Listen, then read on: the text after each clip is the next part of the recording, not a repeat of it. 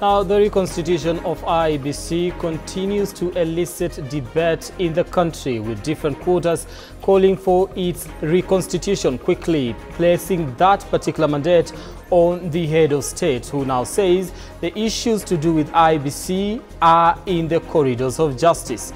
We'll tell you tonight about that particular story here on K24 Evening Edition. My name is Brian Amwai, but first, top stories tonight.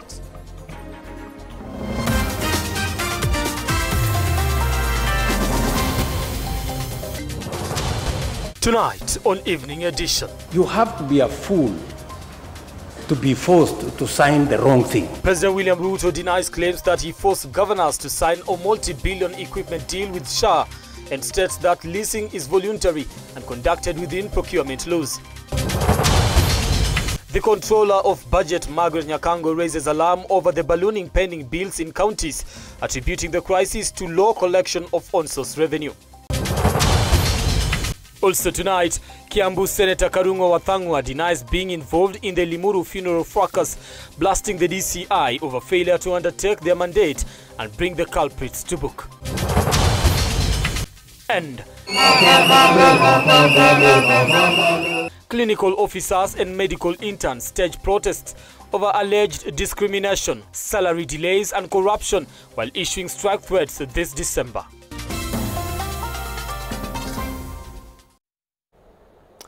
Now, our sign language interpreter tonight is Walter Asewe. Now, remember, we are live across social media platforms and we welcome your feedback during this particular program. We'll be sampling some of it as we continue with the program tonight. Let's begin. The Controller of Budget, that is Margaret Nyakango, has raised alarm over the ballooning pending bills in counties, attributing the crisis to low collection of on-source revenue.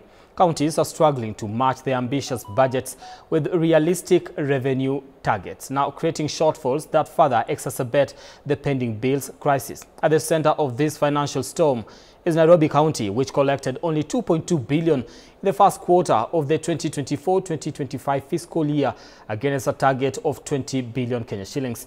Alarmingly, Nairobi's existing pending bills stand at 121 billion, yet only 206 million was allocated towards their repayment during the same period. Joel Chacha reports on how counties are failing Kenyans who supply goods and services. The outstanding pending bills in county governments are at an alarming figure of 168.62 billion Kenya shillings, with suppliers of the goods and services choked out of their businesses. The Control of Budget's quarterly report for the ongoing fiscal year 2024-2025 has exposed the counties with the highest spending bills, with Nairobi carrying the lion's share by 121.57 billion Kenya shillings, Garissa 6.07 billion, Kiambu 5.9 billion, Turkana 4.78 billion, Machakos 4.42 billion, and Mombasa 3.93 billion Kenya shillings. According to the Controller of Budget, Margaret Nyakango, Nairobi County has set a target of 20 billion Kenya shillings in on-source revenue for the financial year 2024-2025. Nairobi County budgets at 20 billion revenue.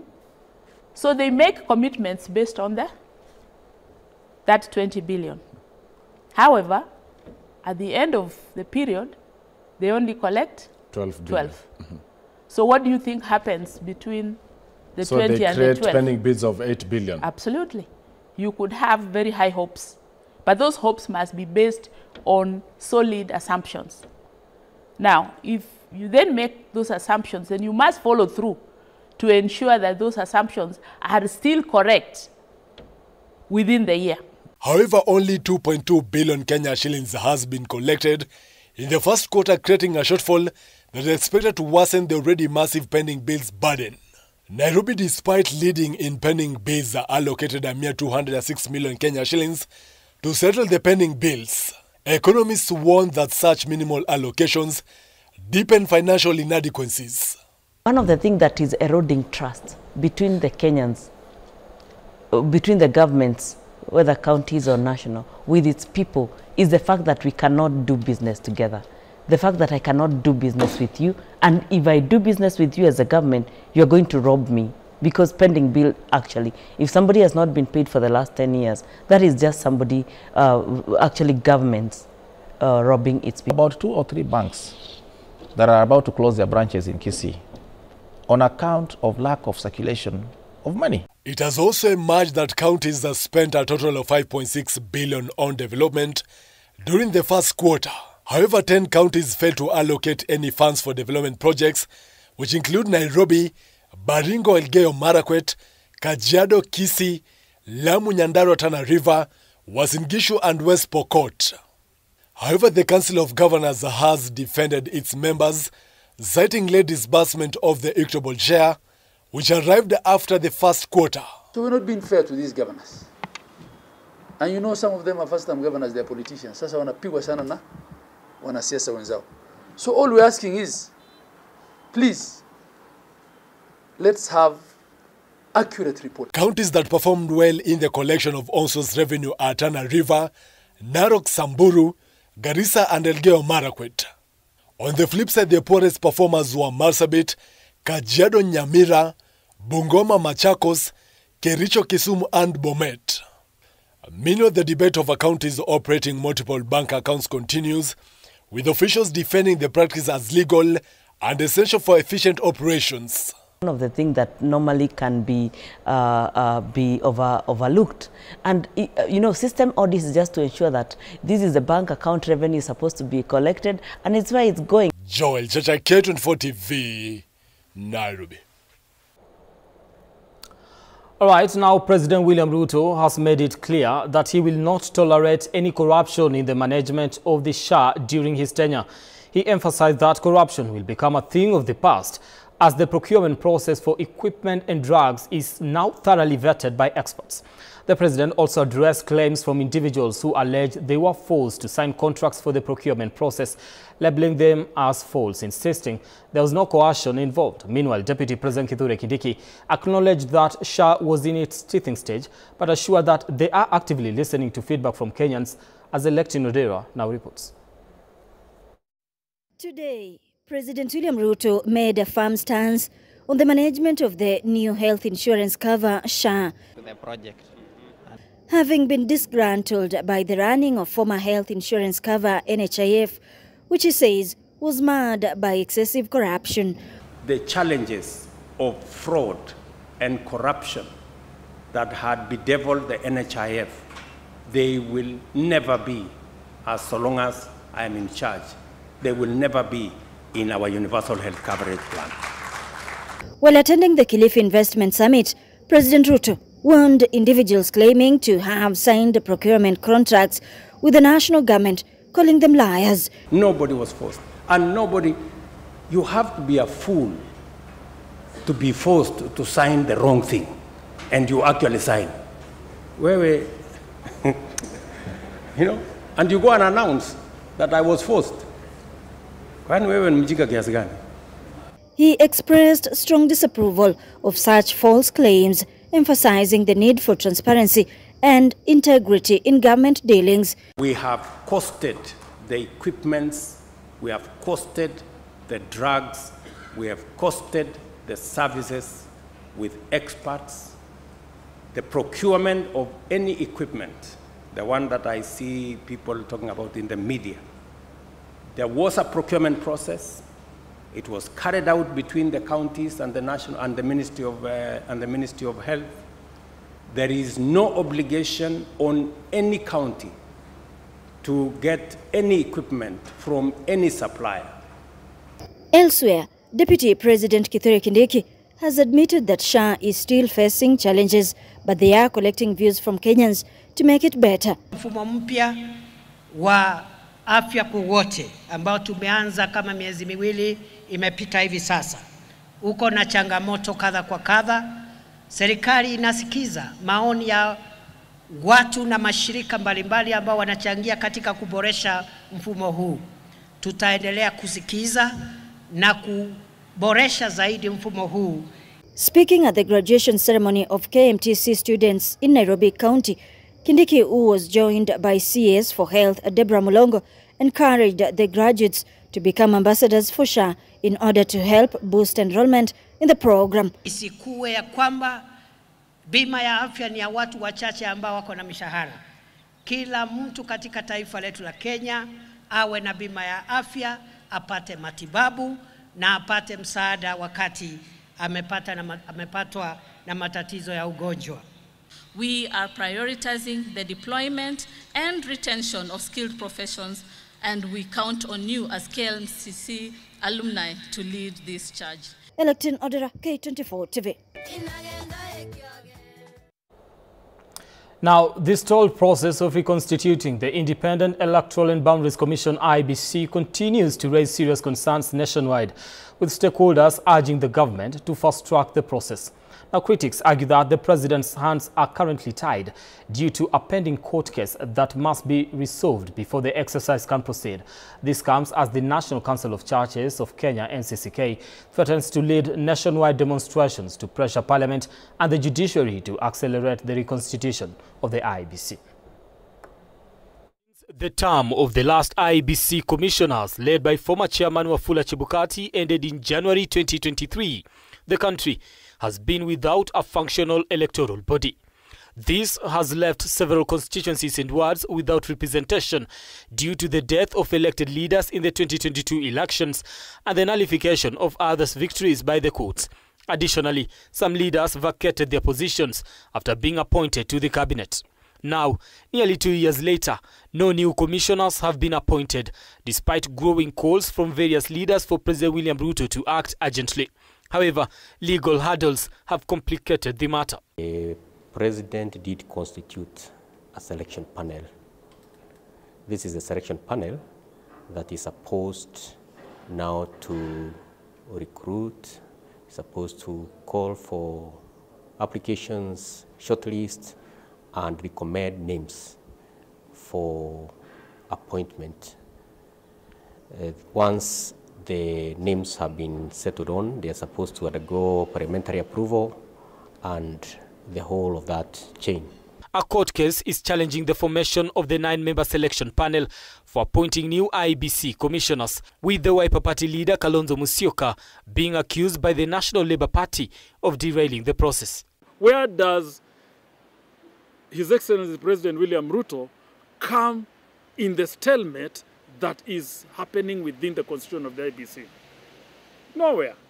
So my plea, my humble plea to the church, our humble plea is this: please direct that question to Honorable Kalonzo Musyoka and Augustus Muli.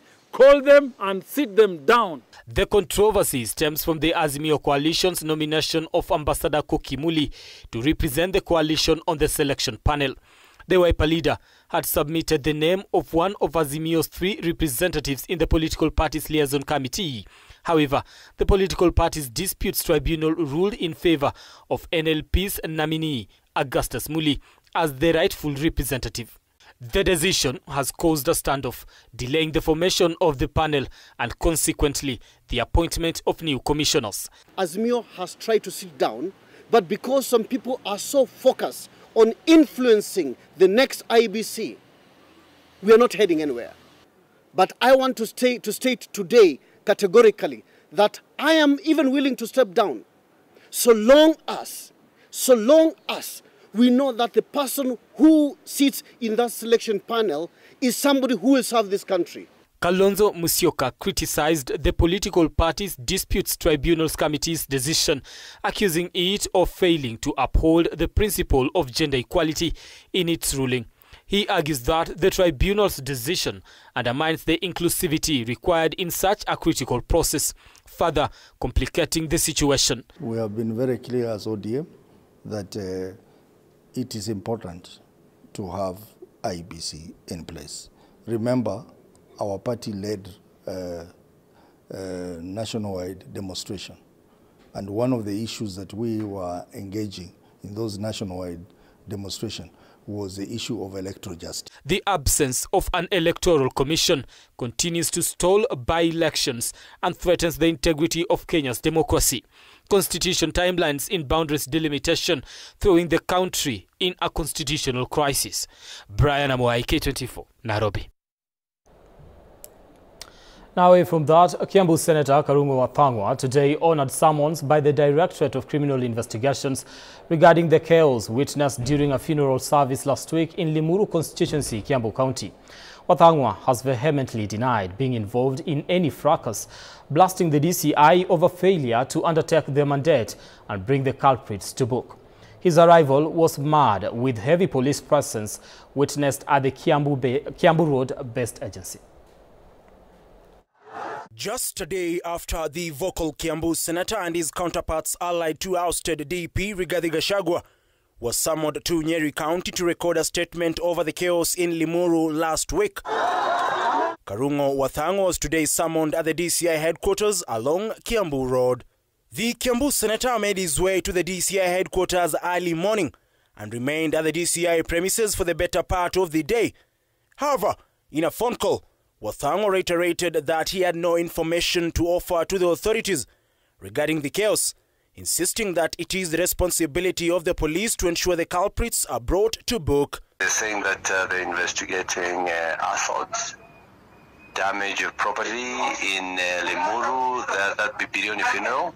So they're investigating that. But you see, we are victims, so we are not ready to assist them, or we are not obliged to give them any information, so we are just here waiting. Wathang'wa, who hinted that the plan was to arrest him, emphasized that he had sought orders barring his arrest, calling on the police to ensure justice is served. We have a court order that says that, confirmatory order, that when during the process they cannot be detained or we cannot be arrested, although we have seen that there's a lot of interest in that.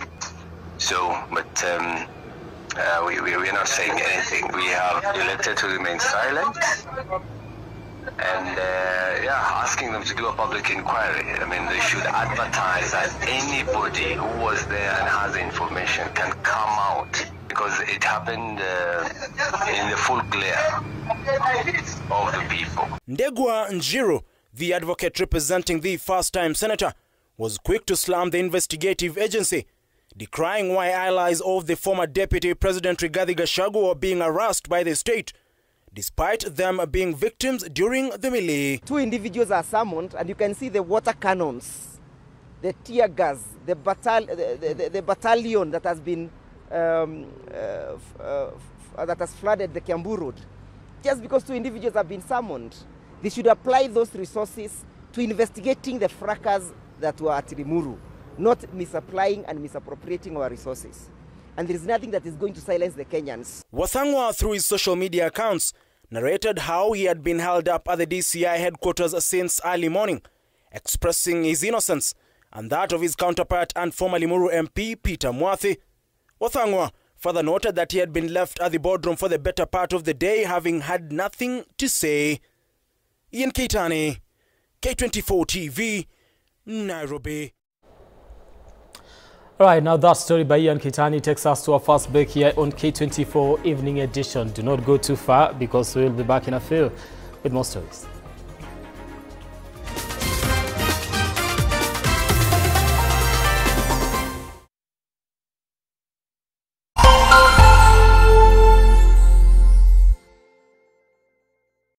As the sun rises, so do we, as we trust it to rise and set without any worries interrupting your day. StarTime's home solar solution with solar panels, hybrid inverter, and lithium battery.